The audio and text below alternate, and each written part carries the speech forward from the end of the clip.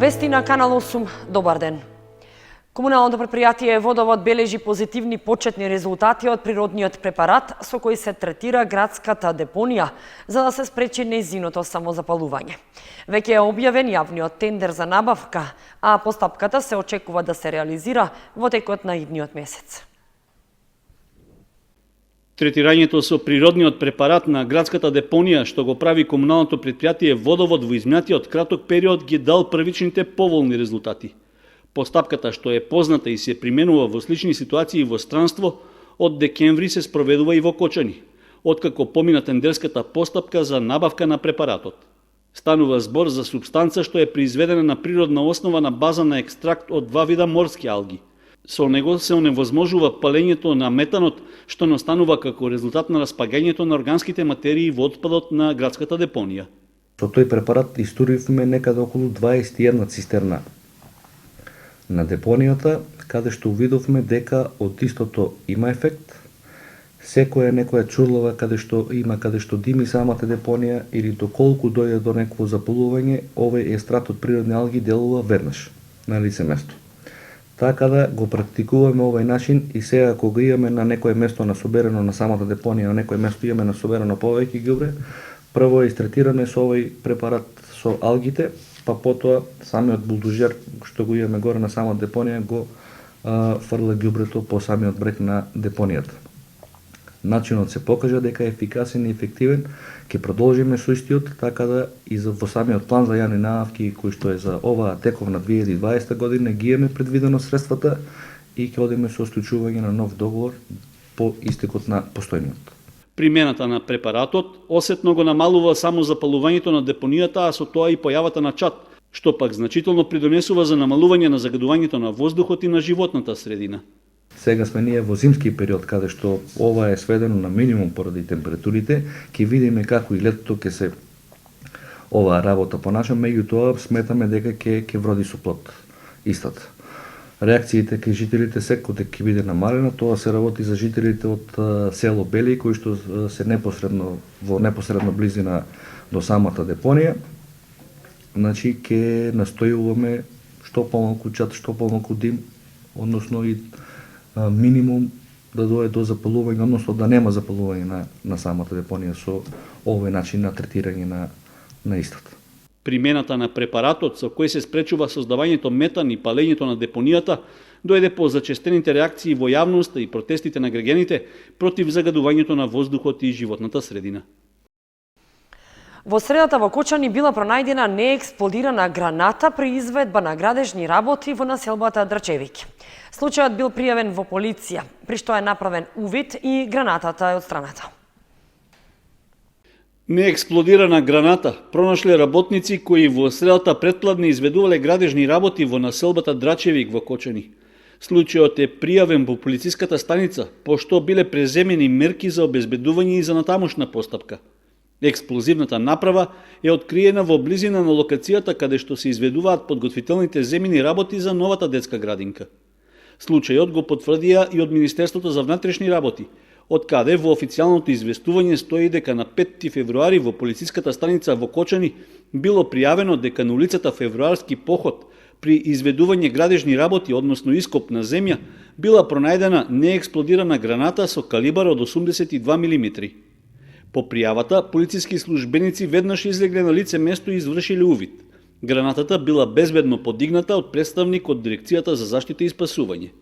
За сега нема повеќе детали за тоа како експлозивната направа се нашла на ова место, но според првичните неофицијални сознанија станува збор за граната од постар датум на производство, најверојатно од периодот кога пред неколку децени на овој тогаш неурбанизиран простор се изведувале тактички воени вежби и боеви гаѓања. Во работна посета на Кочани во текот на денот престојувал претседателот на ВМРО ДПМН Христијан Мицковски, при што се сретнал со стопанственици од градот. Сепак и покрај најавата за пресконференција и изјава за остварената посета, Мицковски не се појави на закажаниот термин. Кочанскиот општински комитет на ВМРО ДПМН најави дека партискиот претседател Христијан Мицковски во текот на денот ќе има работна посета на Кочани, при што ќе се сретне со стопанственици од градот. Истовремено, во врска со посетата беше најавена и изјава за медиумите за во 14 часот и 30 минути на просторот во зоната лесна индустрија. Иако Канал 8 телевизија ја испочитува поканата за присуство на пресконференцијата, сепак на закажаното место и во најавеното време не се појави никој. По повеќе од полчасовно чекање, новинарите кои дојдоа во споменатиот термин беа принудени да заминат, без да ја завршат планираната работа. Во меѓувреме, беше добиена штура информација дека Мицковски ја дал изјавата 20 на минути порано, без дополнителни сознанија за незината содржина. Како и да е, зачудува несериозниот однос кон медиумите или кон дел од нив, кои беа подготвени да информираат за настанот, но не добија известување од Општинскиот комитет на ВМРО-ДПМН дека се случило пред време.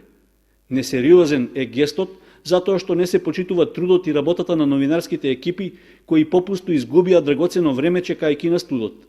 Ваквото однесување создава сериозна дилема дали во иднина за настаните што ќе ги организира партијата треба да се оди во закажаните термини или пак час-два порано. Временските прилики деновиве дозволија проектот за реконструкција на трговскиот центар во Кочани да дојде во една напредна фаза. Наскоро се очекува да биде завршен, најави градоначалникот Илиев, зборувајќи за други проекти кои се во тек на реализација. Во тек е изградбата на 27 улици во Кочани, а од пред 2 дена тече нов тендер за реконструкција на уште 7 улици, што значи се работи на вкупно 34 улици, од кои дел ќе бидат нови, а дел реконструирани. Општина Кочани значително работи на подобрување на инфраструктурата, истакна градоначалникот Илиев, најавувајќи ги и другите проекти кои се во тек на реализација, меѓу кои и реконструкцијата на трговскиот центар во Кочани, кој, доколку дозволат временските услови, се очекува за кратко време да биде завршен. Почнува со градба детската градинка, долго очекувана после 35 години. Наскоро очекуваме да почне реализацијата на проектот планински велосипедски патеки, во тек и реконструкцијата на мултикултурниот центар, што значи проекти кои навистина се во некои се во почетна фаза, а некои се и во една далека фаза и очекуваме наскоро дел од тие проекти да бидат реализирани, односно пуштени во употреба. Еден таков проект е реконструкцијата на трговскиот центар, нешто што нашите сограѓани со задоволство го очекуваат во следниот период и бидејќи временските прилики дозволија, изведувачот е доста напред и очекуваме наскоро и свечено да го пуштиме во употреба и реконструкцијата на трговскиот центар. Работите за реконструкцијата почнаа од влезот на трговскиот центар од источната страна. Просторот опфатен со реконструкција ќе биде осветлен со вградени подни LED светилки и рефлектори. Исто така ќе се постават нови клупи и придружна комунална опрема, со што ќе се подобри естетскиот изглед на трговскиот центар, како една од најпрометните пешачки површини во Кочани. Постојните дрвја ќе бидат вклопени во планираното хортикултурно уредување и озеленување, а трговскиот центар ќе добие на функционалност, поголема слобода во просторот и нов урбан амбиент. Изведувач на работите е компанијата Исток Мермер од Долни Подлог, а со реконструкцијата на плочникот во трговскиот центар е опфатена површина од 2800 метри квадратни. На местото на претходно одстранетите бетонски плочки се поставуваат гранитни, нелизгави плочки. Комплетирањето на овој простор ќе се обезбеди и со новото детско игралиште јужно од павилјонот, за чија изградба во тек е јавна набавка.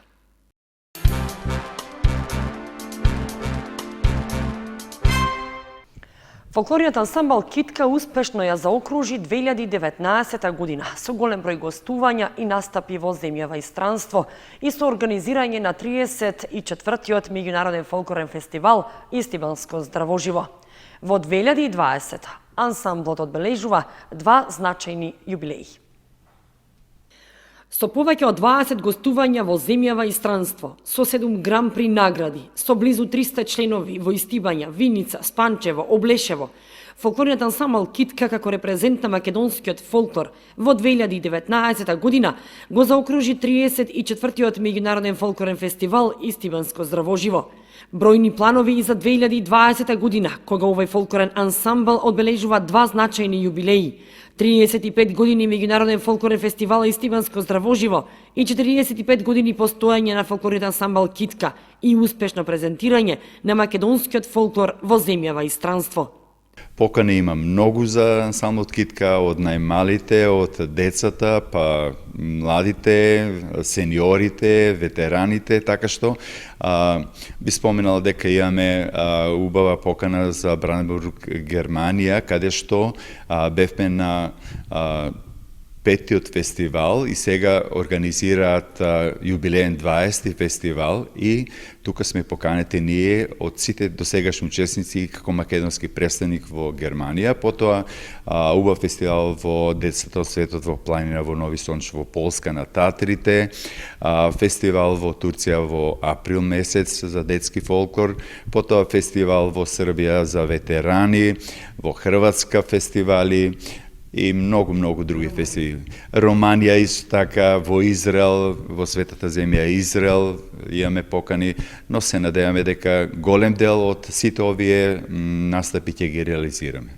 И 35-тото издание на Меѓународниот фолклорен фестивал Истибанско здравоживост се очекува да биде успешно како и досегашните, со учество на голем број ансамбли од цел свет. Има голем интерес за учество на Истиванското здравоживо. Досега има преку 40 ансамбли само од страна што сакаат да дојдат. Ние секако се разбира не можеме да ги удостоиме сите, така што имаме интересни понуди што сакаат да земат учество професионални ансамбли од Шри-Ланка, потоа од Египет, од Шпанија, од Италија, од балканските земји, но сепак ние ќе направиме убав спој како и досегашните издања на Истиванско здравоживо, бидејќи фестивалот при ЦИОФ и во единствен фестивал од Македонија, тоа е при УНЕСКО и сакаме навистина да продолжиме и да биде навистина јубилејно и прекрасно убаво организирано издание.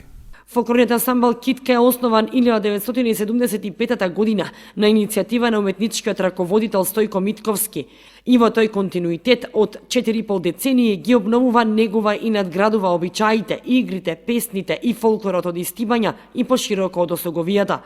Фолклористите настапуваат во уникатни народни машки и женски носии, а ансамблот Китка со гордост го носи епитетот репрезент на македонскиот фолклор, бидејќи го негува македонскиот фолклор и народните инструменти. 40 години лозаро-воштарска традиција во Виница. В пресрет на организирањето на лозаро-воштарската вечер се одржа дегустација на вино и ракија. В пресрет на јубилејната 40-та лозаро-воштарска вечер во ресторан Ацес се одржа дегустација на вино и ракија од домашните производители.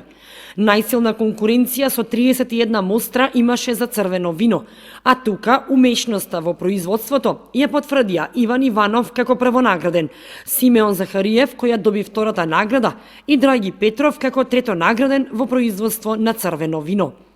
Во изборот на највкусна лозова ракија се дегустираа 22 мостри, а првата награда ја доби производителот Владо Ѓоргиев, второ награден е Ацо Ѓоргиевски и третата награда му припадна на Благој Стојчев.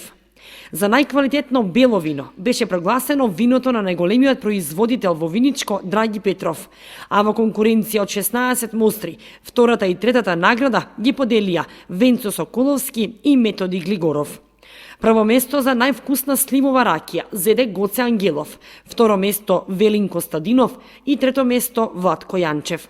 Одборот на лозаро-воштари наградите официјално ќе ги врачи во рамките на јубилејната лозаро-воштарска вечер, која што ќе се одржи в сабота во хотел Центро Бизнис.